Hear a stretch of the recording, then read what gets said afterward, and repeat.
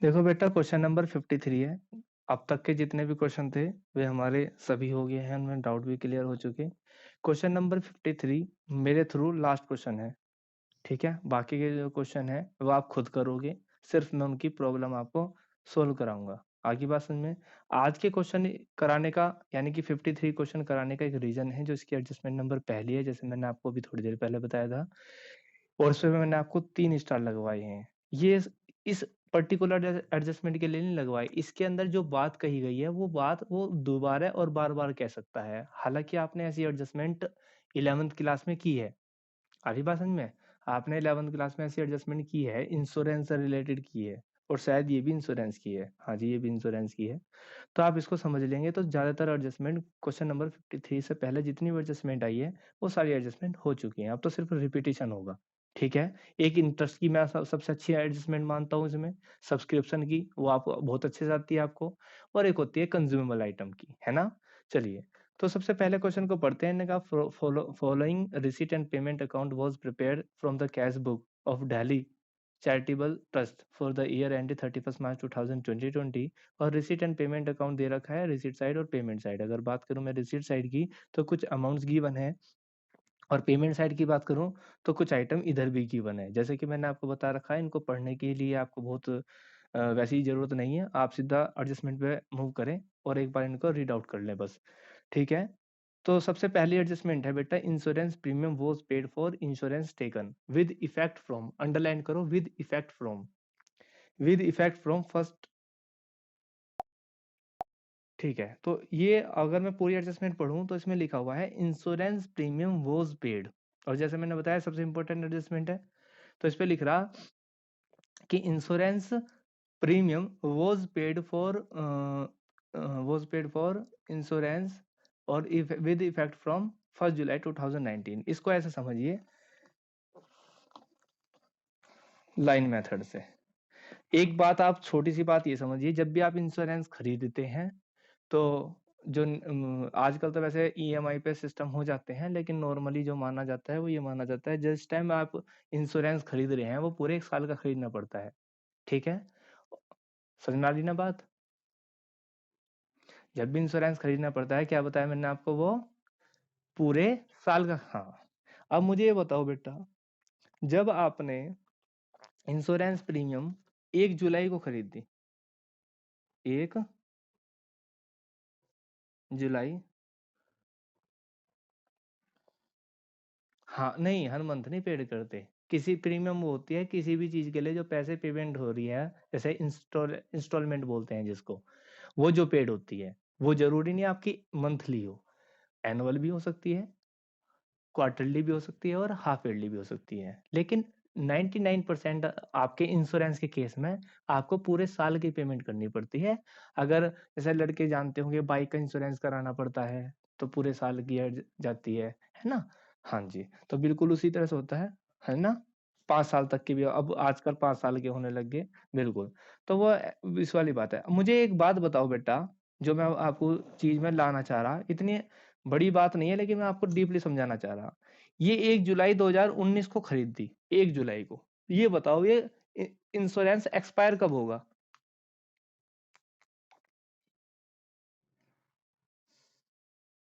बोल लो।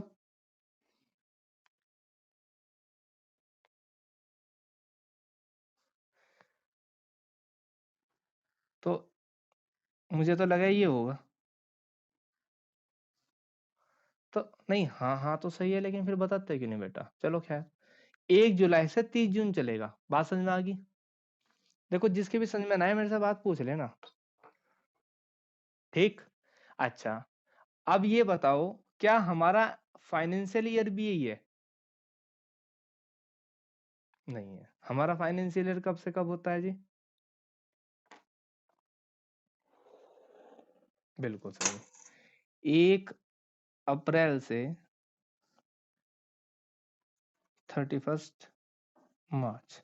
यानी कि अगर मैं इसे 19 लूं तो ये क्या होगा? 2020। हाँ या ना? ठीक है, क्योंकि आप इसमें एडजस्टमेंट प्रीवियस ईयर की भी लेते हो और नेक्स्ट ईयर की भी लेते हो। ये भी बात समझ में आ रही ना आपके? भाई आप ध्यान तो दोनों चीजों का रखते हो ना। हाँ, अब आ जाओ आगे बात पे। मैं क्या बताना चाह रहा, आपने ये जुलाई में खरीदी 2019 में, यहाँ पे कहीं जुलाई था बीच में। इस साल ये देखो आपका फाइनेंशियल ईयर ये है रेड पेन वाला, आपने इसको जुलाई में खरीदी, वो भी इस फाइनेंसिंग ईयर से, और वो चली गई हमारे साल से भी आगे तक, पीछे तक चली गई, जैसे कि आप देख पा रहे हो जून तक चली गई, हाँ या ना।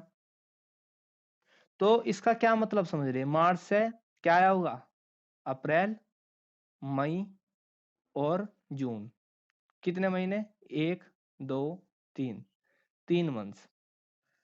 ये क्या है, 3 मंथ्स एडवांस है या आउटस्टैंडिंग है,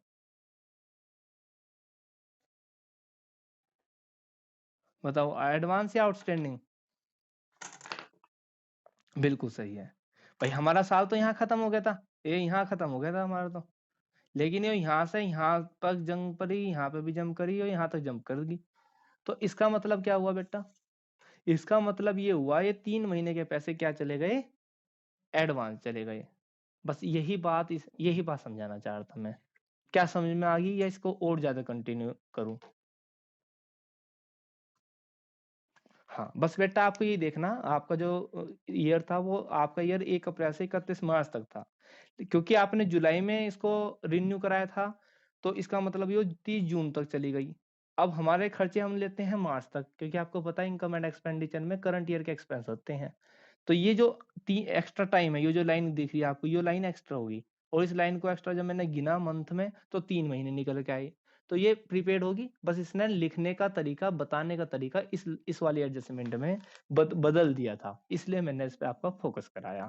खैर जैसे मैंने आपको बता रखा, जो भी एडजस्टमेंट हो आपको क्या करना होता है बच्चे, उस एडजस्टमेंट को ढूंढना पड़ता है आपको बुक में। कहाँ है, इंश्योरेंस, हम देखते हैं पेमेंट साइड में होगा, ये रहा इंश्योरेंस, कितने का बेटा, 20,000 का। तो क्या कर दूं मैं, यहाँ पे लिख दूं टू इंश्योरेंस, कितने का बेटा, 20,000। बताओ जी, इसमें ये जो 3 महीने क्या है, 3 महीने की अमाउंट कितनी आएगी बताएगा कोई। देखो 12 महीनों के लिए पेड करी इन्होंने, कितने बेटा, 20,000 रुपए, है ना। भाई इन्होंने बताया ना 1 जुलाई से, तो 12 महीनों के लिए करा, तो 1 महीने के लिए कितना हो जाएगा, 20,000/12, और मुझे निकालना कितने के लिए, 3 का। तो इक्वेशन बनती है 20,000/12 इंटू 3, 3 4 12 और 5, बिल्कुल, तो कितना आ गया बेटा, 5,000। तो ये क्या हो गया आपका, आप माइनस कर दोगे, माइनस प्रीपेड इंश्योरेंस 5,000, कितना हो गया जी, ये तो 15,000, और ये 5,000 कहाँ जाएंगे भाई,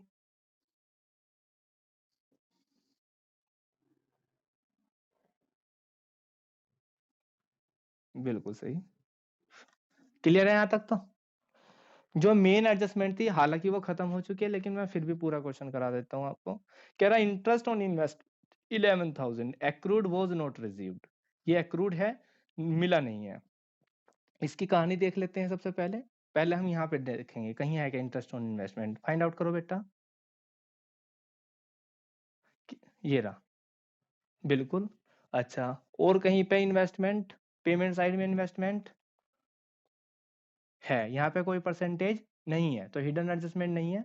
खत्म कर लेते इसकी कहानी को। सबसे पहले क्या लिखेंगे, इन्वेस्टमेंट 2,30,000 और बाय इंटरेस्ट ऑन इन्वेस्टमेंट, मैं शॉर्टकट में लिख रहा, आप समझ जाना। कितना बेटा, 45,000, कितना है, 45,000। इसमें क्या कर देना चाहिए मुझे, एक्रूड इंटरेस्ट प्लस कर देना चाहिए या माइनस कर देना चाहिए बच्चे। तो मैं लिख देता हूँ एक्रूड इंटरेस्ट, उन्होंने खुद ही बता दिया, कोई कैलकुलेशन करने की जरूरत नहीं है, वॉज 11,000। ये कितना हो जाएगा जी, 56,000 और ये 11,000 कहाँ जाने चाहिए बच्चे? बिल्कुल, accrued interest, interest on investment. मैंने बता रखा, चाहे आप इसमें जोड़ के दिखा दो, चाहे बाहर, वो मेरे से गलती से पहले ही बाहर लिखा जा चुका है, इसलिए मैं बाहर दिखा रहा दोनों ही अमाउंट को। ठीक है, कोई दिक्कत तो नहीं होनी किससे? ठीक है, नेक्स्ट एडजस्टमेंट देखिए, कह रहा rent 6,000, salary 9,000 and advertisement expense 10,000, outstanding as on, underline करना, ऑन 31 मार्च 2020। क्या है आउटस्टैंडिंग एट द बिगिनिंग या outstanding at the end? At the end, बिल्कुल सही है। तो क्या करते हैं, इनको प्लस करते हैं माइनस करते हैं? बिल्कुल, एक एक को उठा लो। सबसे पहले किसकी बात करी इन्होंने? रेंट की बात करी, तो मैं यहाँ पे लिख देता हूँ बिल्कुल टू रेंट। बोलो जल्दी से, फटाफट बोलो, रेंट कितने का? 32,000। इस पे एडजस्टमेंट कितने की है? 6,000 की। तो मैंने आउटस्टैंडिंग ये कर दिया, आउटस्टैंडिंग रेंट कितने की बेटा? 6,000 की। कितनी हो गया? 38,000। 6,000 रुपये कहाँ जाने चाहिए? क्लोजिंग बैलेंस शीट में, यहाँ पे बिल्कुल आउटस्टैंडिंग रेंट 6,000। कोई दिक्कत तो नहीं आ रही? स्पीडली तो नहीं कर रहा? सैलरी, सैलरी उठा लो, सैलरी बताओ जल्दी से कितने की बेटा? To salary 60,000। इस पे एडजस्टमेंट बताओ कितने की? आउटस्टैंडिंग बता देता वो तो शुरुआत में ही। आउट 9,000 कितना हो जाएगा? 69,000। 9,000 कहाँ जाएंगे?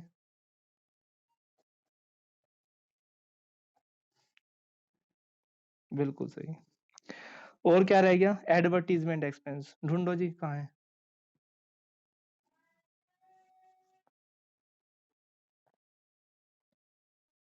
कितने की एडवर्टीजमेंट? 45,000 की। इस पे एडजस्टमेंट कितने की है बच्चे?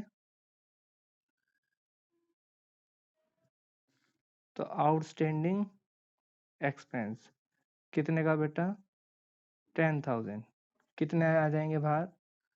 55,000। 10,000 कहाँ जाएंगे?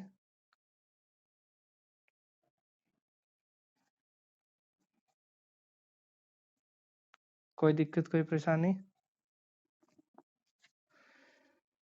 कह दिया है legacy donation is towards construction of library block. Tell me now, जो लेगेसी है वो, वेरी गुड वेरी गुड, तो स्पेसिफिक है, ढूंढ लो भाई, ढूंढ लो। लेगेसी ढूंढ लो ढूंढ लो ढूंढ लो, मिला क्या? ये रहा, 1,80,000। कहाँ लिख दो शिवांग इसको?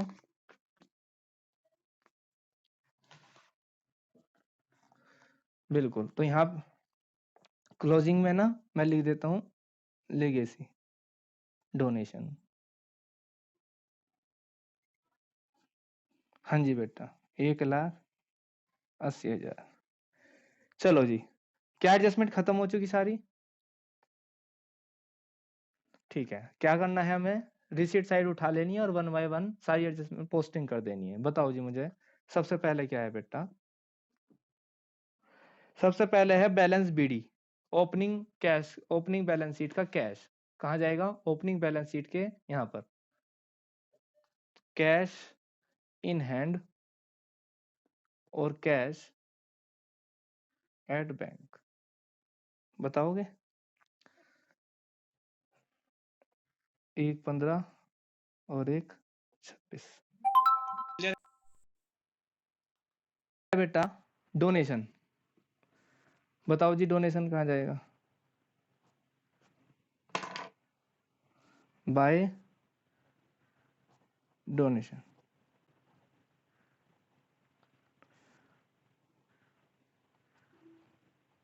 उसके बाद सब्सक्रिप्शन, सब्सक्रिप्शन की एडजस्टमेंट तो कोई आई नहीं, कोई एडजस्टमेंट नहीं आई क्या? नहीं आई, मजा आ गया। क्यों भाई? सब्सक्रिप्शन 4,28,000।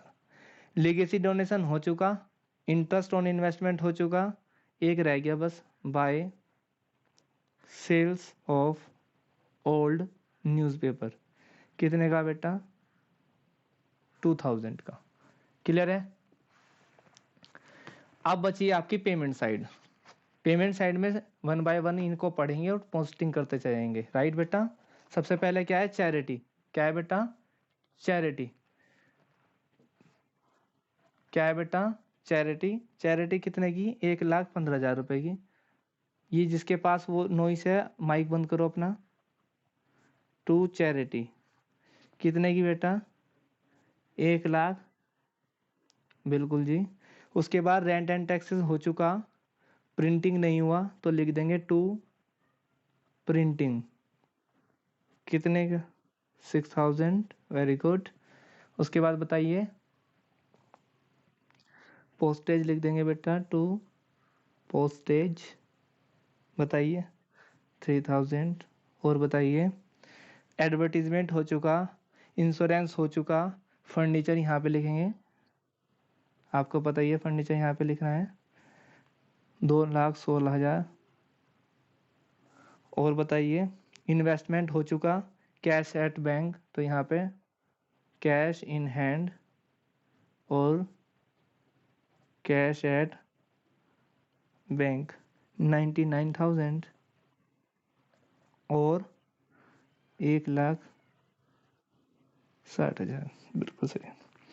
क्वेश्चन कंप्लीट है। आया समझ में?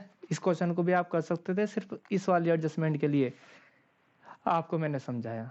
क्लियर है? चलो इसका क्वेश्चन कर लेते हैं। अगर मैं बात करूं इधर की, तो इधर तो बहुत ज़्यादा बड़ी अमाउंट नहीं है मेरे पास, तो मैं क्या कर देता हूं, इसको टोटल कर देते हैं। इसका कितना आएगा बेटा? 2,41,000।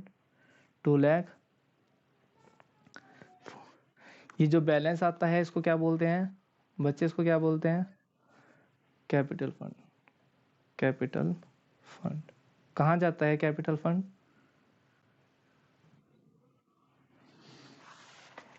लो जी, ये मैंने लिख दिया यहाँ पे,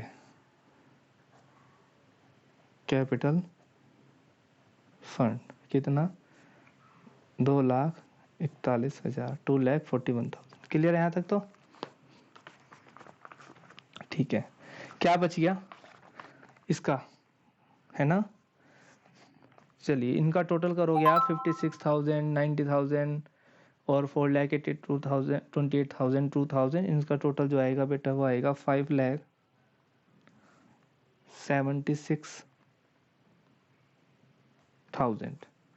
5,76,000। इसका आंसर निकाल लोगे आप, चेक कर लेना। इसका जो सरप्लस आएगी वो आएगी 2,75,000। क्लियर बेटा?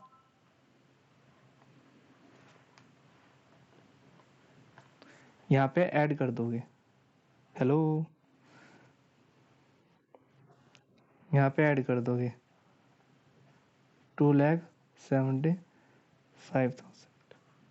जब आप इसको प्लस कर दोगे तो कितना आ जाएगा? 5,16,000। ठीक है जी। फिर आप बैलेंस शीट का टोटल कर दोगे।